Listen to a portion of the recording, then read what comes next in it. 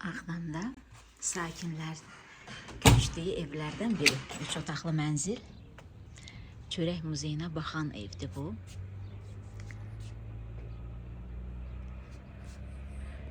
Bu eyvan, bax bu istiqamətə baxan pəncərələrin hamısı canlı tarixə açılır. Burada bir neçə qatlı perspektiv var bax bu görüntüdə. Birinci çörək muzeyidir. Ağdamın simvollarından biri və onun ətrafı açıq hava altında işğal muzeyi kimi saxlanan ərazidir. Ondan sonra gözünü qaldırırsan məsciddir. Ondan o tərəfə baxırsan, məscidlə üzbəüz köhnə yerində çay evi tikilir. Bununla bağlı ayrıca video çəkmişəm, bloqumda görə bilərsiniz. Və üzü o tərəfə baxırsan, artıq yeni həyatın bir neçə mərtəbəsini görürsən. Uşaq bağçası, Ağdam 1 nömrəli məktəb, üzbəüzdə görülən binalar 4-cü yaşayış məhəlləsinin binalarıdır. Biraz ondan o tərəfdə dağın yamacında Xıdırlı kəndi,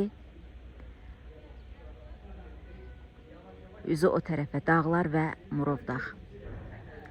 Bax o başı ağ olan Murovdağ silsiləsidir. Təbii ki, indi bütün tikililəri bir-bir sadalamadım.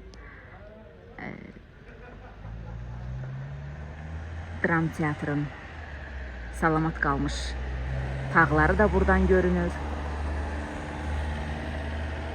Dəyirman həyəti mənim çəkiliş etdiyim məkanlardan, tarixiləşdirdiyim məkanlardan biri. Baxın, yəni demək istədiyim budur ki, köhnə, yeni Ağdam bir arada bir gözəl bir mənzərə var burada.